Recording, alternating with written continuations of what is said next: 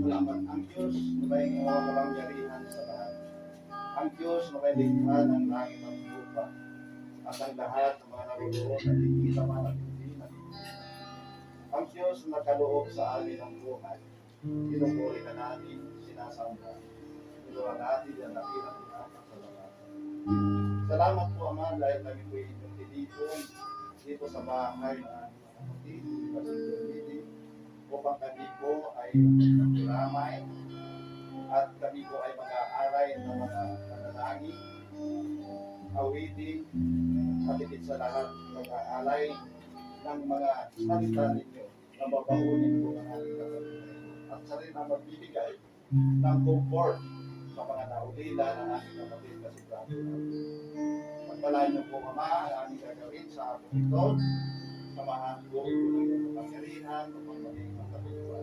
Lord, salamat po na marami. Ito ang aming sa magdalangin sa paran ng Kristo, aming Panginoon. Amen. Sa paran ng anak, si Espiritu Santo. Amen. Ngayon po, tayo po ay mag-aalay ng mga makalangit na awit. Kaya ito po ang awit.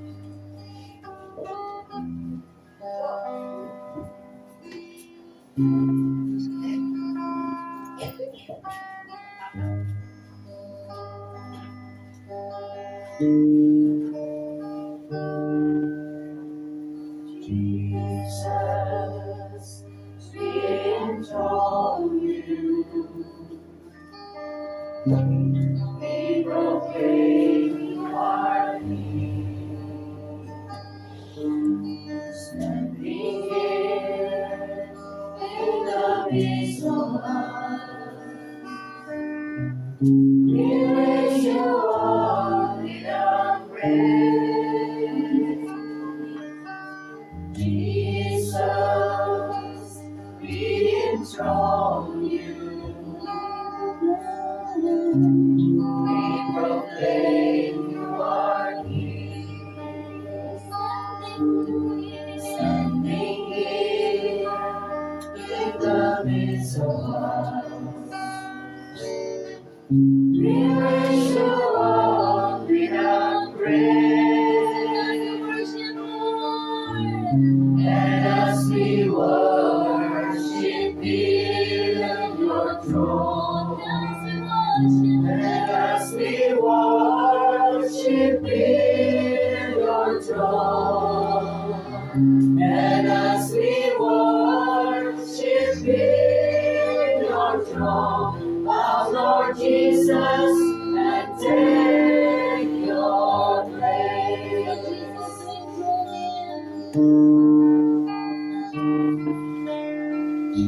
Jesus, we enthrone you.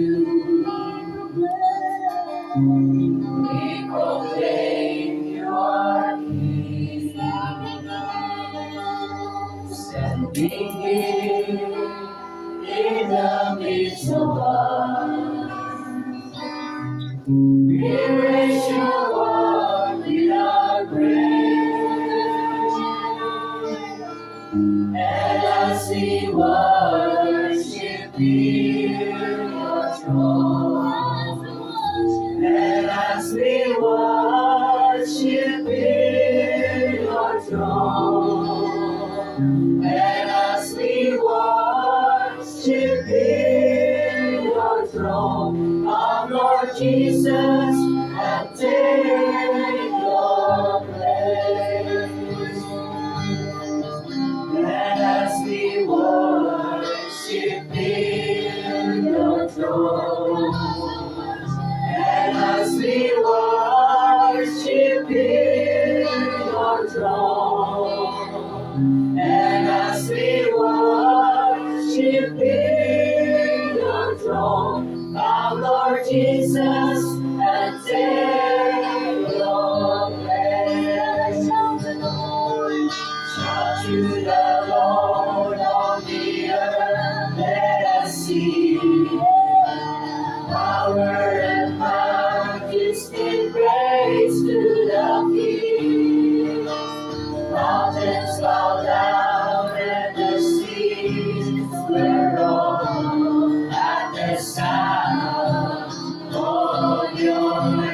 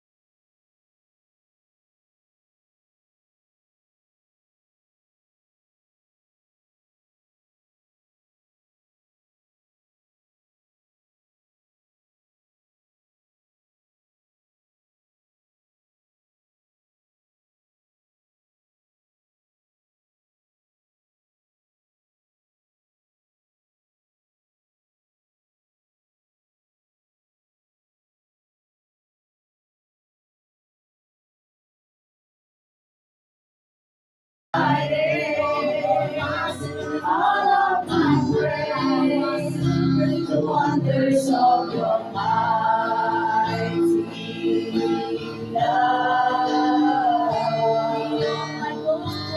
My comfort, my shelter, tower of refuge and strength, where we pray.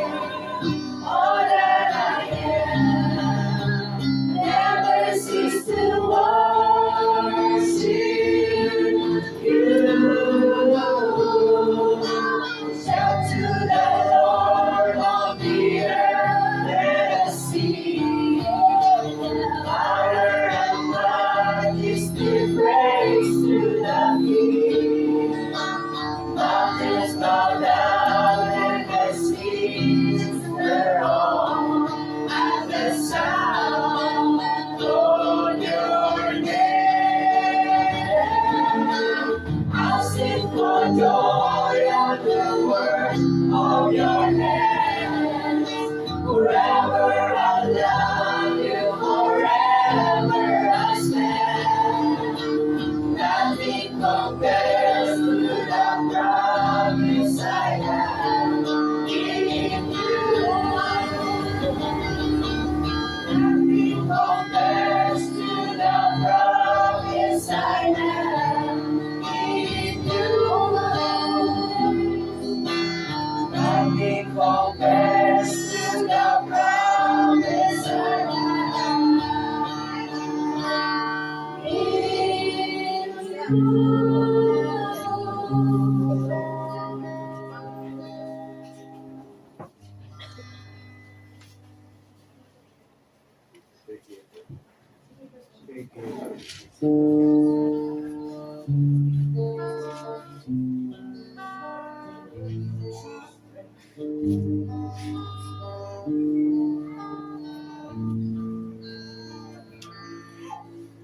Seek ye first the kingdom of God and His righteousness, and all these things shall be added unto you. Hallelujah, hallelujah. Seek ye first the kingdom of God and His righteousness, and all these things shall be added unto you.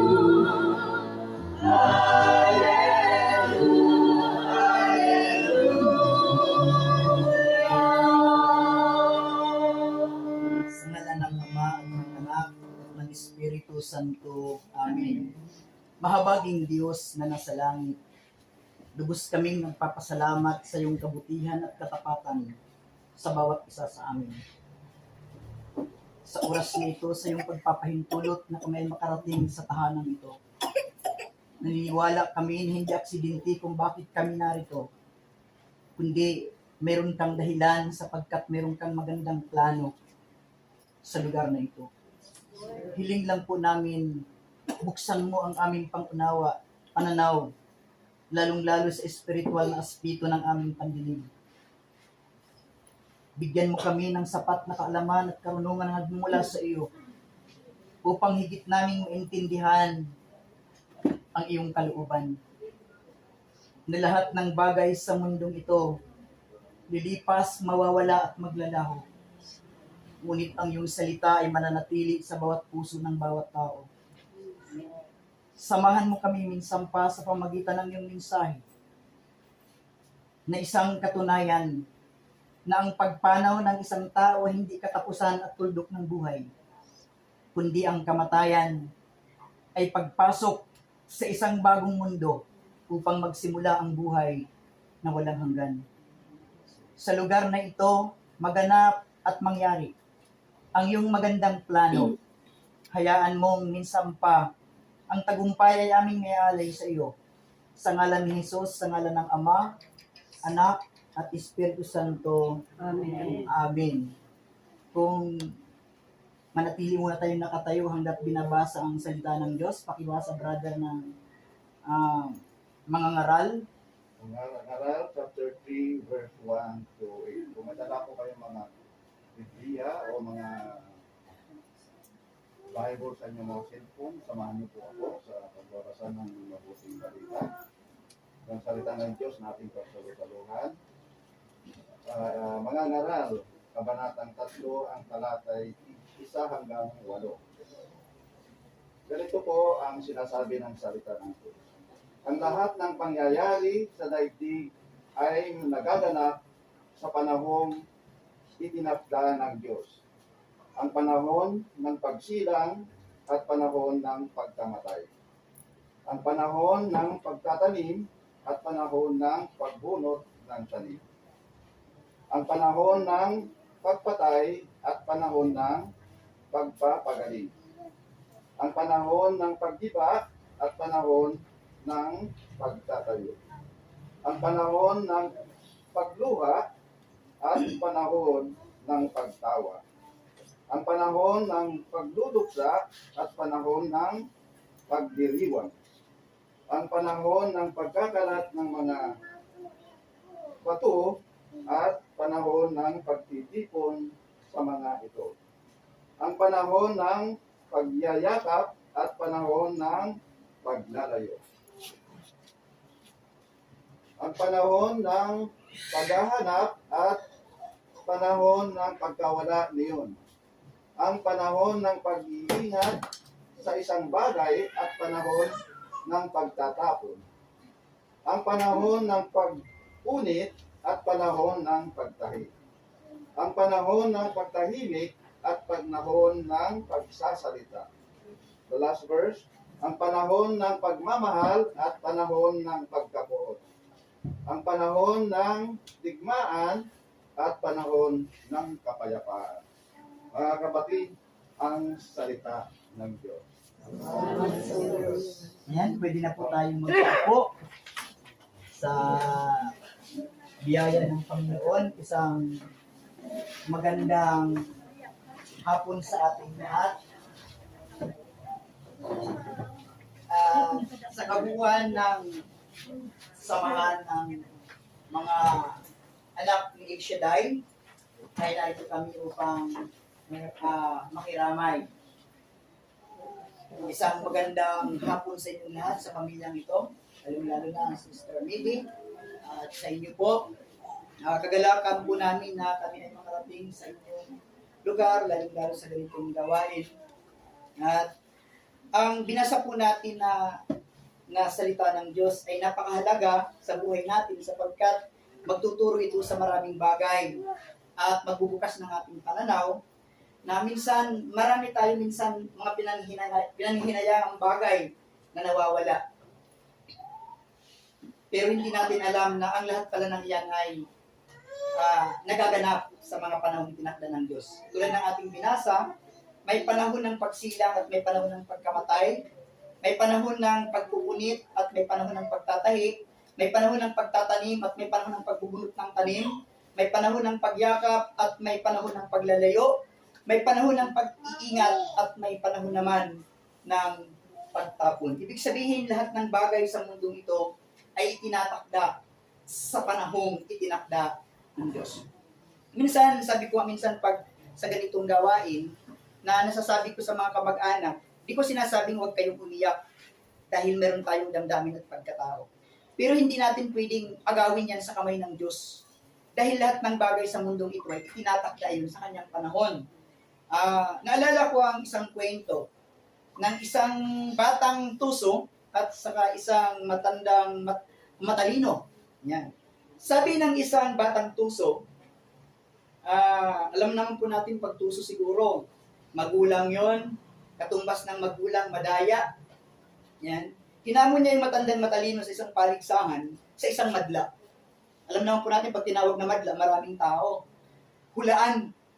Kumuha siya ng isang sisiw na maliit at inilagay niya sa kanyang likuran At ang kanyang sabi niya, kung talagang matalino ka tanda, hulaan mo ito kung patay o buhay. Sabi niya. Nag-isip ngayon yung matanda. Sabi niya, pag sinabi kong buhay, pipisain niya para mamatay. Pag sinabi ko na mong patay, bubuhayin ko. Kaya ang sagot na bubuhayin niya, sagot ng matandang matalino, Tutoy, sabi niya, alam mo ba, ang buhay ng sisiw na yan ay nakasalalay sa kamay. Kung unawain natin ang kwento, ganoon din po. Ang buhay at kamatayan, lagi natin tatandaan, laging nakasalalay yan sa kamay ng Diyos. Amen. Kapag hindi pa niyang papahintulutan, kaya nga, lagi ko sinasabi, huwag kayong magsisisihan. Minsan may mga sinisisi pa, kung nadala sana sa ospital, kung ganito, mabubuhay pa sana, may mga ganong senaryo. Pero lagi nating tatandaan, kapag hindi pa yung pinahintulutan ng Diyos, hindi pa talaga yung mamamatay. Sabi nga ng Biblia pakibasa nga brother ng Ecclesiastes chapter 17 verse 1 to 2. Nilikha ng Panginoon ang tao mula sa alabok, at ito'y sa alabok din uuwi. Binigyan niya ang tao ang takdang haba ng buhay, ngunit ipinailalim sa kanyang kapangyarihan ang lahat ng bagay sa ibabaw ng lupa. O, tingnan nyo. Sabi niya, lilikha ang tao mula sa alabok, at sa alabok din uuwi. Binigyan niya ng takda, ng haba, ng buhay ang tao, ngunit nasa pailalim pa rin ang kanyang kapangyarihan. Ibig sabihin, kung hindi pa pahintulutan ng Diyos na mamamatay ang isang tao, hindi pa talaga mamamatay yun. Kasi nasa kanyang mga kamay, nakasalalay ang buhay at kamatayan. Pero lagi natin tatandaan na ang Diyos, alam niya ang lahat ng bagay sa mundo ito. Alam niya yan, yung pagdadalumhati natin ngayon. Pero kung panahon na talaga, wala tayong magagawa. Dahil nasa kanyang mga kamay, sa kanyang pamamahala, lahat yan ay itinakda. Meron nga dyan, minsan binabaril, tagos-tagusan, nabubuhay pa. Meron na nga dyan, ipinapanalangin natin na mamatay na, hanggang ngayon, buhay pa. Minsan kumakapit nga tayo sa kasabihan, ang masamang damo daw, mahirap mamatay. May mga ganon. Diba? Pero ang totoo, minsan kaya hindi pa yung namamatay dahil hindi pa talaga doon ang ganyang panahon. Yan. Masama man o mabuti, sabi nga ng Biblia, pinasisikat kong araw sa mabuti at masama. Pinapapatakwang ulan sa banal at makasalanan. Alam na alam niya ang lahat ng bagay sa daigdig nito. Ano yung dapat natin gawin, mga kapatid, habang tayo ay nabubuhay, alamin natin ang kanyang kalooban. Nanaway, bago magkantay ang ating mga paa, ay makakilala tayo sa Panginoon. Para minsan, nagtatanong kasi tayo minsan, bakit kaya nangyari ang bait-bait namatay? May mga ganun, di ba? Meron naman kasi silang lang, namatay din. Kung si Brother Alberto, kung magsasalita ngayon yan, sasabihin niya yan, huwag ka nang umiyak, darling Midi. Dahil ito na yung pinangarap kong buhay. Ito na eh. Oo, di ba? Di ba, opo, talagang masaya na siya ngayon, why? Sabi nga ni Pablo kung ako ang papipiliin, ibig ko nang pumanaw sa buhay na ito sapagkat ito ang lalong mabuti para sa akin. Isipin mo yon. Sabi niya, kung ako ang papipiliin, ibig ko nang pumanaw sa buhay na ito sapagkat ito ang lalong mabuti para sa akin. Kung makita mo yan, ibig sabihin, pinapangarap ng tao. Hindi po katapusan at hindi po kabiguan ang pagpanaw ng isang tao. Kung hindi, isa yan simula sa panibagong buhay na walang hanggan. Basahin mo nga, brother, ang mga ngaral 7. 1. Maganda yan. 7, 1 to 4. 1 lang. 1 lang muna. Mga ngaraw 7. Ang mabuting pangalan ay mas mahalaga kaysa mamahaling pabango, at ang araw ng kamatayan ay higit na mabuti sa araw ng kapanganakan. O, makita niyo yun? Ang mabuting pangalan, ay higit pa sa mamahaling pabango. At ang araw ng kamatayan ay mas mainam sa araw ng kapanganakan. Tama mo yun. Isipin mo, ibig sabihin, napakainam at magpasalamat ka nga, Sister Mindy. Isipin mo, sabi ng Biblia, pag may isang taong nakilala sa Panginoon, ligtas ang buong sambayan. Yan, isa kang naging kasangkapan at instrumento na dumaloy din ang masaganang pagpapala sa inyong pamilya. Di ba, minsan may mga tao, kontrabida pa yung anak, yung asawa sa paglilingkod. Pero minsan hindi natin alam na sila pala yung nagbubukas ng pintuan ng langit para yung kaligtasan ay pumasok sa isang pamilya, sa isang sambahayan. May mga kontrabida dyan sa pamilya. Minsan, ano bang ginagawa ni nanay? Yan na naman, nagpataas-taas ng kamay, parang waling-waling. May mga ganun, ano yun Ano, waling-waling, ano ba yun? Di ba, may mga kililing, mga ganun. Sabi ko nga minsan magsama-sama yung mga nag-iil sa layo, no? Kasi doon, talagang inano yung healing. Hindi naman talaga natin maisip. Minsan, may malalalang karamdaman na pinapagaling ng Panginoon. Kasi, hindi pa niya panahon. May mga kasangkapang ginagamit ang Diyos sa iba't ibang paraan na napakainam na maunawaan natin ang Diyos ay mabuti sa buhay natin. At sa lahat ng pangyayari, wala tayong dapat sisihin, mga kapatid. Yan mo sa to. Oh.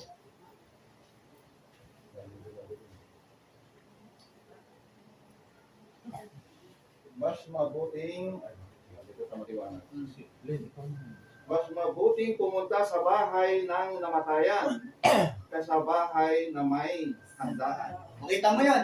Kaya kami nagpapasalamat sa pagkakataon na kami nakiramay. Tandaan niyo po na mas mainam ang pumunta sa bahay ng namatayan kaysa handaan. Diba? Bakit sinabi ng Panginoon? Kasi yung pagpunta kasi sa namatayan, bahagi yun ang tinatawag na pakikiramay. Dahil, siyempre, alam naman po natin na dadalamhati. Kaso nga lang, dito sa atin minsan, nabubuhay tayo sa mga kasabihan. Yung iba, lalo pag may sakit, ayaw pumunta dun sa namatayan. Di ba? May mga ganon mayroon pa yan Sapagkat, Pagkat dapat alalahanin ng buhay na siya rin, na siya man itinakda, ay itinakda ring mamatay. Ang tawag doon, bawi-bawi lang Tama. di ba? Kaya sinasamantala natin mga kapatid na ganun. Kaso nga lang, nabubuhay tayo minsan kasabihan, tatakot sila, baka, lalo pag may namatay, napuso pa ng mga ilang tubig. Naku, ayaw kong pumunta roon dahil magdidikit-dikit. Alam mo, kahit pa magdugtong-dugtong ang mga tubig, pag hindi mo pa panahon, hindi tayo mamamatay. Tama. Huwag ka matatakot, Panginoon ko naman po ang buang ang may hawak ng buhay ng tao. Hindi po sinuman, kung hindi ang Diyos. Kaya minsan, di ba, pag namamatay, ang daming kasabihan dyan. Yung iba nga, hindi nagtututbrush hanggat nandiyan pang inaano. Yung hindi sila nagwawalis, naliligo, may mga ganong kasabihan Kaya tingnan mo, pag nililibing, hindi alam kung sino yung patay. Kasi puro mabaho Tama May mga ganun tingnan mo yun. Hindi po, yung iba pa nga yan, mayroon ibinabato bago ilabas yung kabaon. Nagbabasag sila ng baso. Yung pong tolda po. Yun, may mga ganun. Panginoon ko pag may tamaan ng baso, sigurado may susunod. may mga ganong senaryo. Kaya, minsan, masakit lang minsan sabihin na, pag mangmang tayo minsan, ang dami nating pangamba sa buhay. Ang dami nating kinatatakutan. Ulitin ko, ang kamatayan, hindi ito dapat katakutan. Ang kamatayan, ito'y dapat nating paghandaan. Tama. Ha? Hindi ito dapat katakutan, lahat tayo pupunta doon, pero bago man lang sana tayo mamatay, nakakilala tayo sa Diyos. Tama. Sa ano naman sa 3, brother? sa 3. Ang kalungkutan ay mas mabuti kaysa katuwaan. Tubig. Pagkat maaring malungkot ang mukha, ngunit masaya ang kalooban. Ayun, makita mo yun. Kaya, may mga panahon na malungkot ka Di ba? Nasa Biblia naman yun. Sabi ko nga, di ko sinasabing huwag kayong iiyak kasi meron tayong damdamin Asawa mo yan Pero kung magpakalunod ka naman doon, Panginoon ko naman po, anong mangyayari sa buhay natin? Tama Hindi naman natin yan Pinahintulutan na ng Diyos yan. Oo. Yung iba, parang, bata tayo, gusto kong sumama. Itulak nyo sa ano. Ayaw na. Sumama pala. Minsan nagpapangapit pa nga yan tuloy eh. May mga ganun tao eh. Hindi mo kape yan. Okay, salamat. Yan. Kita niyo yan? Yan mo yan. Ako, isa lang sasabihin ko sa pamilyang ito. Matuwa kayo dahil siya na ngayon nananalangin sa inyo. Siya na yung nandoon. Inaalala kayo, inaalala tayo. Ay salamat sabihin. Ito na, nakapagpahinga na ako. Di ba? Napaka-importante yun. Ang kamatayan ay hindi po ito tuldok at katapusan ng buhay. Ang kamatayan ay hindi ito kabiguan. Kundi ang kamatayan ay tinuring ni Pablo na isang tagumpay. Isa itong tagumpay. Hindi tayo dapat, di ko sinasabi huwag kayong luluha. Dahil, siyempre, baka naman sabihin, grabe naman si brother. Ano mo, kahit sino naman, dahil meron tayong damdamin. Pero napaka-importante yan na maunawaan natin. Verse 4. Ano? Mangmang ang isang taong Naghahanda. nag-iisip ng kasayahan. Ayun. Ngunit Matalino. matalino ang isang taong Naghahanda. naghahanda sa kamatayan. Yun. Isipin nyo yan. Mangmang ang isang taong naghahanda ng kasiyahan. Ngunit matalino ang isang taong naghahanda sa kamatayan. Ano? Siyempre balikan natin. Ano ba yung paghahanda sa kamatayan? Yung bumili ba ng kabaon? Bumili ba ng kabaon? O kaya yung paglilibingan? Hindi po yun, mga kapatid. St. Peter. Hindi po yun. Kasi yun ang inaano nila, yung nagpapa-reserve na ng ano. Hindi po yun yung paghahanda. May paghahanda po yan, yung sinasabi ng Timoteo, brother, tingnan mo. Timoteo chapter 6, verse 17 to 19. May maganda dyan, tingnan nyo. Na, bago tayo pumanaw sa daigdig niya ito, may kaunting Verse 17. Tingnan nyo. Verse 26, 17 to 19. sabihin mo sa mayayaman na huwag magmataas. Huwag silang umasa Sa kayamanan. hindi Nananatili kundi sa Diyos na na masagaran masaganang magkaloob ng lahat ng bagay na ating ikasisiya. turuan. Turuan mo silang gumawa ng mabuti. Magpakayaman sa mga mabubuting gawa. Yun. Maging bukas ang palad at matulungin sa kapwa. Sa ganitong paraan, sila ay makapag-iimpok para sa inaharap at magkakamit ng buhay na walang hanggan. Tingnan mo. Doon sa ating binasa, sabi niya, mangmang ang isang taong naghahanda ng kasiyahan, ngunit matalino ang isang taong naghahanda sa kamatayan. Sabi ni Pablo kay Timoteo, sabihin ninyo sa mayayaman, huwag silang magmalaki at magmataas sa kayamanang hindi nananatili, kundi sa Diyos na masaganang magkaloob sa kanilang ikasisya. Turuan mo silang gumawa ng mabuti. Magpakayaman sa mabubuting gawa. Maging bukas ang palad at matulungin sa kapwa. Sa ganitong paraan, sila'y makapag-iimpok para sa inaharap at magkakamit ng tunay na buhay. Ibig sabihin yung paghahanda para magkamit ng tunay na buhay, ang magagawa tayo ng mabuti. Alam mo naman siguro, pag ang isang tao, makita mo yung may namamatay na, wala nga nakikiramay, di ba?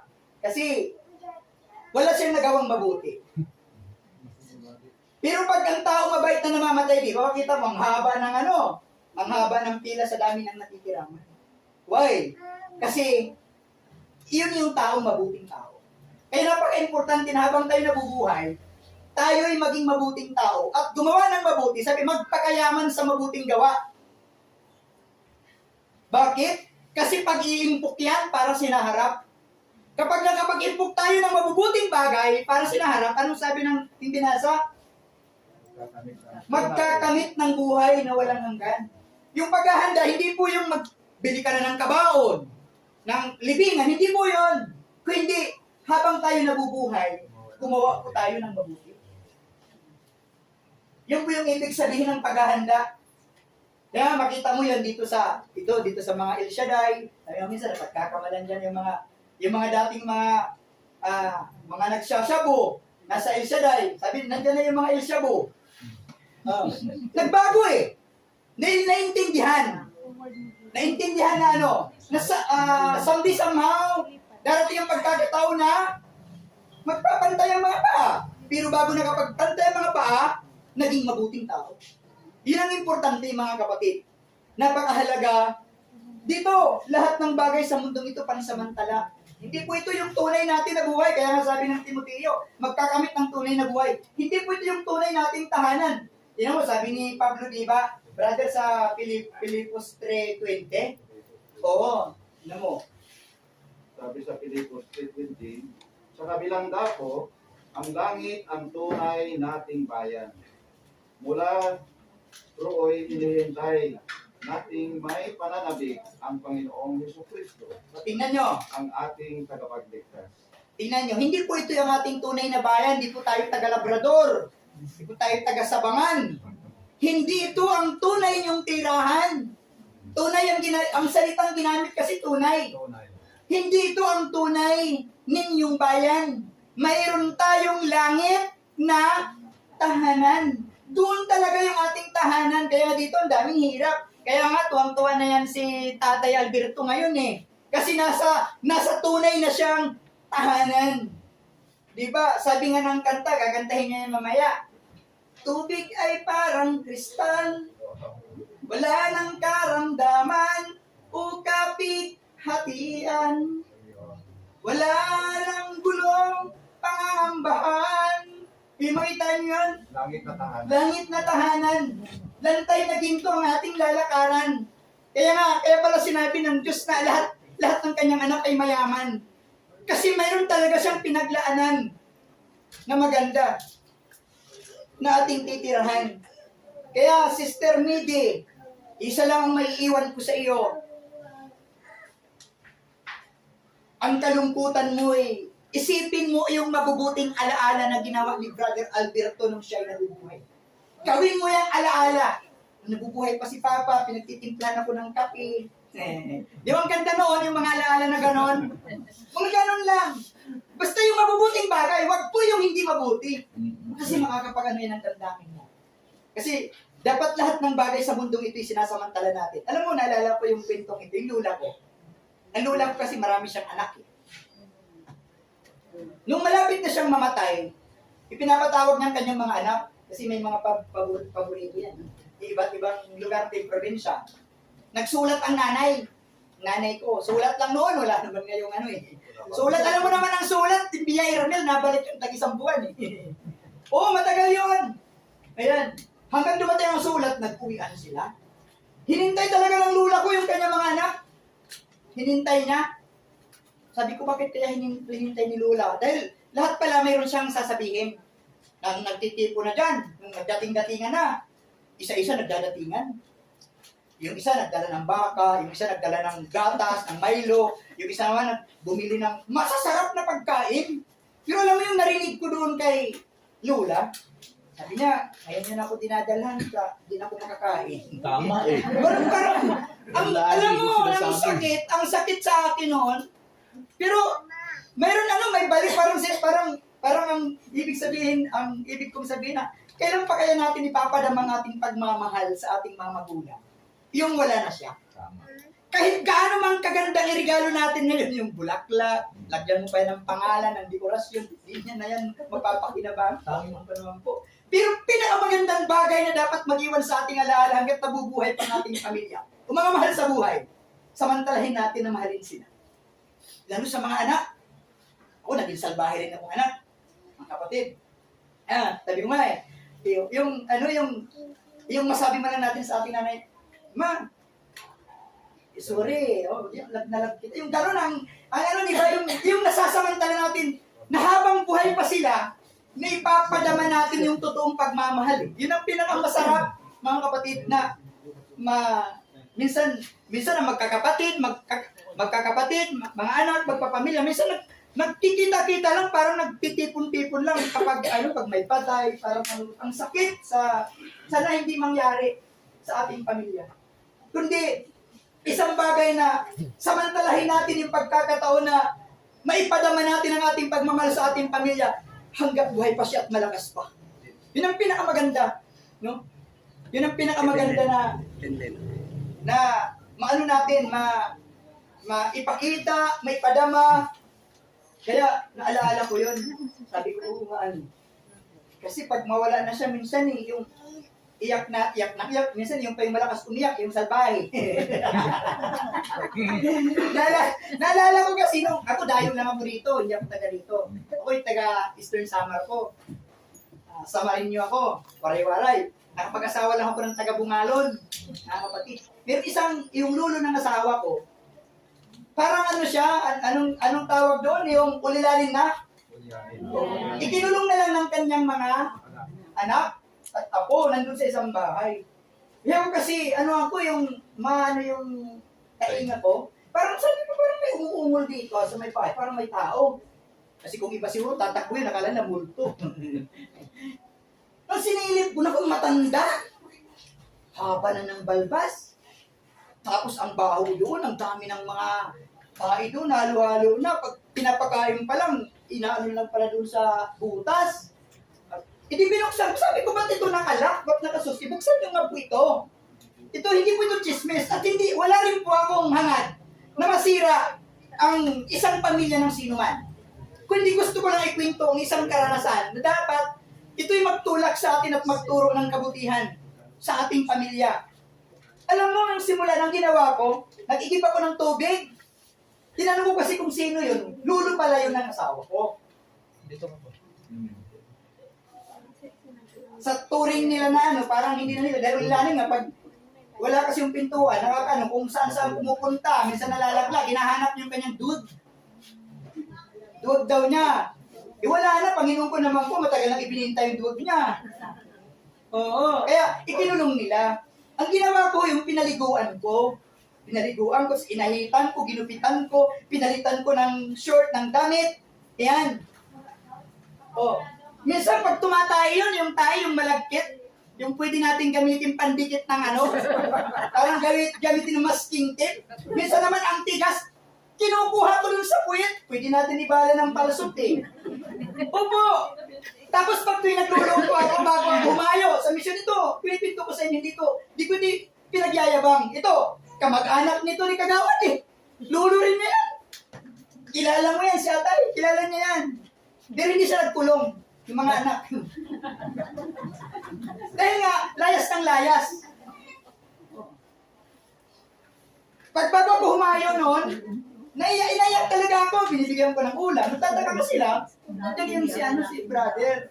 Ipinanalangin ko na nga eh, na dahil sa awang-awa ko, yung sabi ni Paring Chris na maganap lang yung kalooban, isa lang ibig sabihin noon eh. Gusto na talagang matigok eh. Kasi nakikita mo yung kalalagayan na mahirap na. Alam niyo, humabang buhay. Umabot ng 3 taon mga kapatid. At nung namatay, may umuwi na anak. Kita ko, pumunta ko doon. Nung grabe yung iyak, hambalusin ko sana eh. Opo! Sabi ko, nanangingit-ngit talaga ako. Ang sarap iumpog yung ulo na yan. Samantalang nung yung tatay nila nandiyan, pinabayaan nila. Isipin mo, sino bang anak na ikukulong lang sa ganun, hindi man lang ayusin? Pamilya mo yan, tatay mo yan. Anong ibig kong sabihin sa kwentong ito? Samantalahin natin yung pamilya natin man sa buhay na ipakita natin ang pagmamahal hanggat nandiyan pa siya. Kasi pag mamatay na yung Panginoon ko naman po, kahit anong ginawa mo, wala na, iyak na wala na yun. Baka sabi, kung babangon pa ngayon, baka sabi, payak-iyak ka pa. Pangkulanta ka. Mabiyak niya, maglabat matimpla na kape, gatas kanto. Nato no, ano ka, kiss. Diba, ang hirap mga kapatid. Kaya sa buhay natin, napaka-importante na yung magpamilya tayo, magmahalan. Diba, mahalin nyo ang pamilya ninyo kahit sino man yan. Kahit magulo yan. Diba, may mga, sa pamilya may magulo talaga. Kasi kami, 10 kami magkakapatid.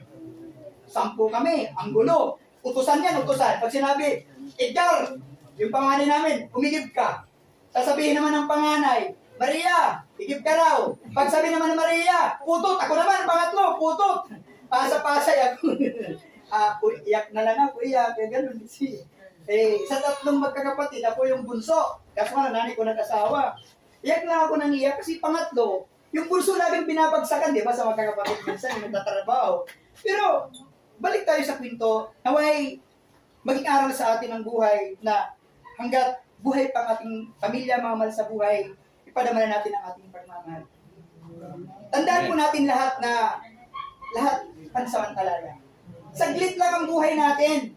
Kaya yung sinasabi ko na samantalahin natin yung paggawa ng mabuti. Napaka-importante yan. Sa Biblia, tingnan nyo. Hindi ako nagkakamali yung Luke 7:10, 32 to following. Sabi niya, may isang mayamang nagsusuot ng mamahalin at saganang-sagana sa pagkain. May nagngangalang namang Lazaro na tadtad ng sugat at namumulot sa hapag na nauhulog ng mayaman. Namatay ang mayaman, nilibing. Namatay din yung mahirap. Dinala ng mga anghel sa busom ni Abraham. Sabi ng Biblia, sa gitna ng pagdurusa ng mayaman, siya'y tumingala at nakita niya si Lazaro, kapiling si Abraham. Amang Abraham, maaari po ba, sabi ng mayaman, nautusan mo si Lazaro na isawsaw ang dulo ng kanyang daliri at ipatak sa dila ko sapagkat ako'y naghihirap sa apoy na ito. Anong sabi ni mga Abraham? Hindi maaari sapagkat ang mga narini ay hindi pwedeng makaparoon at ang mga naroon ay hindi pwedeng makaparinig. At isa pa, sabi niya, may pagitan. Alalahanin mo anak nung nabubuhay ka. Nagpasasa ka ng maraming bagay samantalang si Lazaro ay nagtiis ng kahirapan. Dami yan. Kung hindi maaari, sabi niya, buhayin mo na lang si Lazaro at pababayin sa lupa sapagkat mayroon pa akong 5 kapatid upang hindi sila humantong sa ganitong pagdurusa. Sabi ng mayaman. Anong sabi ni ang mga Abraham? Di maaari. Nagmaraming bagay. Samantalang si Lazaro ay nagtiis ng kahirapan. Bandang dulo sinabi niya, naroon na ang mga sinulat ng mga propeta. Paniwalaan nila yon.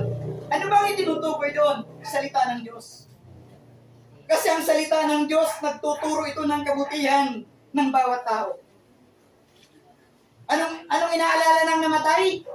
Ng mayaman, ano sabi niya? Mayroon pa siyang 5 kapatid para hindi siya humantong doon sa ganitong pagdurusa. Ano ba yung kwento at senaryo? Ano ba yung aral dito na pwede natin mapagpulutan at mapansin natin para mapagpulutan ng aral?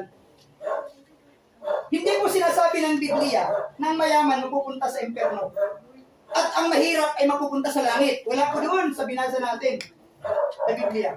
Kung hindi may ginamit, alalahanin mo, noong nabubuhay ka, nagpasasa ka sa maraming bagay, samantalang si Lazaro nagtiis ng kahirapan. Dindilaan pa, sabi dyan, dinidilaan ang mga sugat niya. Ibig sabihin, hindi hadlang ang sakit para hindi ka makarating ng langit. Hindi rin hadlang ang kahirapan para hindi ka makarating sa langit. Kasi si Lazaro, kahit mahirap, hindi nang agrabyado ng tao. Hindi nagnakaw. Kahit mahirap siya, namumulot lang siya. Kanyang magkakain. Sa atin, walang hadlang. Itinuturo ang salita ng Diyos na tayong lahat ay maging mabuting tao at gumawa ng mabuti. At ang kamatayan, hindi ito dapat nating katakutan, kundi ang kamatayan, ito'y dapat natin paghandaan. Sa pamilya, mga anak, asawa, apo, mga kamag-anak. Ang pinakamagandang ginawa niya nung siya nabubuhay, gawin yung larawan. Ilagay sa inyong isip at puso ang magandang alaala nung siya nabubuhay pa.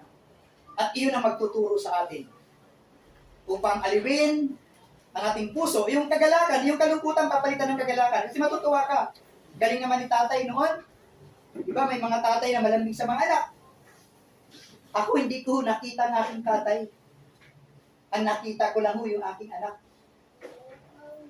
Kabinyagan pa lang ako nung nawala yung tatay ko. Napakasarap yung may mga tatay. Sana sa pag-uwi man lang ninyo yung mayakap. Hindi rin po ako nalagaan ng aking nanay. Dahil nag-asawa siya, iniwang kami. Napakasarap na may nanay na nayayakap. Napakasarap po yun. Na may nanay ka, na may tatay ka. Ako hindi ko naranasan magkaroon ng tatay at nakita. Na may nanay. Sana pag mayroon pa kayong nanay, mayroon pa kayong tatay, at mayroon pa kayong kapatid. Ibigay niyo yung panahon at bumawi tayo sa mga panahon ito. Ipadama natin ang ating totoong pagmamahal sa ating pamilya. Magagawa lang naman natin yon kung ang pag-ibig ng Diyos ay nasa ating mga puso. Dahil si Kristo ay pag-ibig. At ang pag-ibig ang mag-uudyok kung bakit tayo matututong magmahal. Kahit napagkulit ang anak mo. Kahit napagkulit ang nanay mo. Kahit napagkulit ang kapatid mo. Dahil ang pag-ibig ni Kristo ang nagpatunay. Kaya siya namatay para sa ating lahat. Iisa ang rason dahil sa kanyang dakilang pag-ibig sa atin. At ayaw niya na tayong lahat ay mapahamak. Maniwala tayo't manampalataya na si Tatay Alberto Rosario ay kapiling ni Aaron. Amen. Palagpakan na po natin ang tayo ay po. Okay, nanilangin ulit. Tapos kakanta yung mga choir. Eh, alam mo naman ang mga taga-El Shaddai, talagang masaya lang yun kahit anong panahon, sitwasyon. Dakilang Diyos na nasa langit, Yahweh, kami ay nagpapasalamat sa pagkakataon. Kami ay nakarating sa tahanang ito at tinanggap kami sa pamilyang ito, ang Rosario Family. Kaming lahat ay nagkakaisa na aming idinadalangin ang pamilyang ito. Mula sa asawa, anak at mga apo, kapatid, at buo nilang sampahayan. Hayaan mong dumaloy ang masaganang pagpapala ng kapayapaan. Dumaloy ang masaganang pagpapala ng kagalakan. Punuin mo ang bawat puso ng kagalakan. Hayaan mong ikaw ang Diyos na magpala sa pamilyang ito. Lubat labas ng tahanang ito, kasinagin mo ang iyong liwanag. Liwanag na tatanglaw upang hindi makapasok ang anumang uri na nagplaplano ng masama. Bagkus ang katiyakan ng kaligtasan ng buong sambahayang ito, ng buong pamilyang ito, ay maranasan. At sa kanilang mga pangailangan in material, physical, financial, at spiritual, Lord, ikaw ang Diyos na nagwika. Buhat sa kayamanang hindi nauubos. Ibibigay mo ang lahat ng bagay sa pamamagitan ni Kristo. Hindi magkulang ang pangailangan ng pamilyang ito hanggang sa matapos ang burol na ito. Lord, naniniwala kami na gagamit ka ng iba't ibang kasangkapan ng iba't ibang tao upang dumaloy ang masaganang pagpapala at gagamit ka ng mga kasangkapang tao na aaliw sa pamilyang ito. Hayaan mo minsan pa na sa bawat labi namin sa lugar na ito, we proclaim victory upon victory. In the name of Jesus. In the name of Jesus. Maranasan ng pamilyang ito ang tagumpay. Nagagalak kami hindi dahil sa mga bagay na aming nakikita. Kundi ang aming kagalakan, naniniwala kami ng aming kapatid ay nasa piling na ng aming Diyos. I-bless mo Sir Midi. Hayaan mo minsan baunin niya ang kaaliwan at ang magandang alaala ng kanilang pagsasama kasama ng kanyang pamilya at mga mahal sa buhay ay lagi niyang baon ito sa araw-araw. Tatalikod man kami ng aking mga kasamahan sa pintuan at sa tahanan ito. Ngunit ang kapayapaan ay iiwan natin sa lugar. Sa ngalan ni Jesus na taga-Nazaret, sa ngalan ng Ama, Anak, at Espiritu Santo. Amen.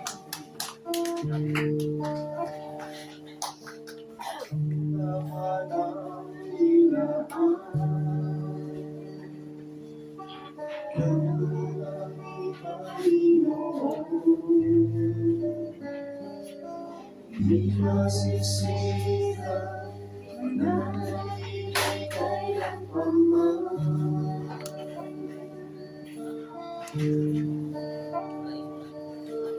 Nararamdaman,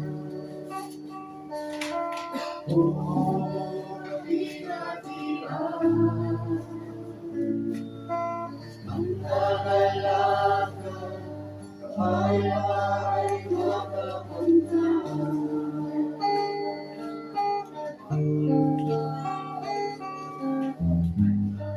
Langit na tahanan, ang sa atin ay kanyang inilaan. Ang Panginoon, makikita natin ang mukhaan. Mga luhay kanyang papahiran at sino man.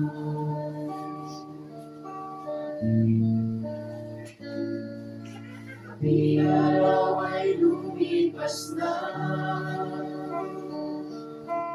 dahil sa Diyos ang liwanag. Di nasasabi, ulo na pinangangambahan.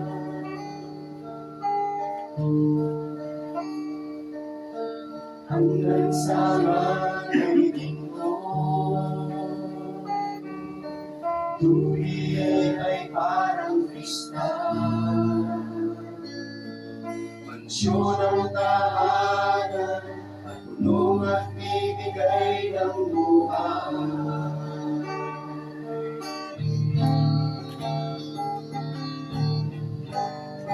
Langit na tahanan, ang sa akin ay kanyang inilaan. Ang Panginoon,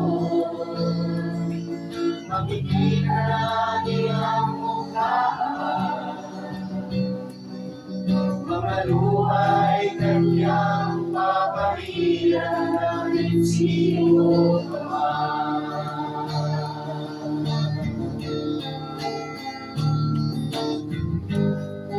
Langit na tahanan, ang sa atin ay kanyang inilaan. Ang Panginoon, makikita natin ang mukhaan. Mga luhay kanyang papahiran kahit sino pa man.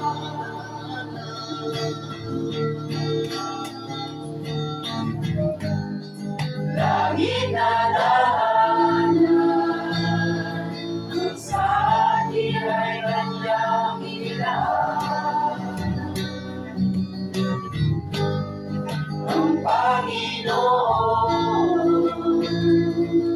makikita natin ang mukhaan. Mga luhay kanyang papahiran.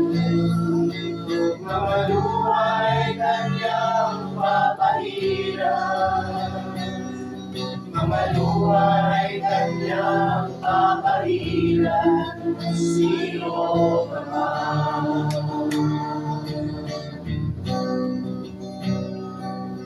Mga luhay kanyang papahiran. Mga luhay kanyang papahiran. Mga luhay kanyang papahiran. Sino man.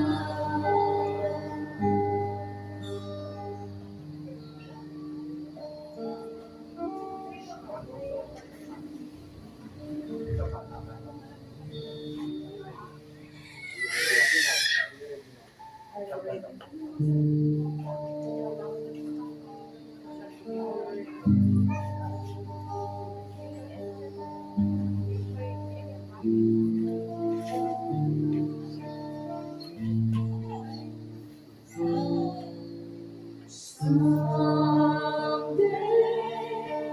we will be in heaven, standing in the presence of the Lord. We will reward those who obey us, accept us all.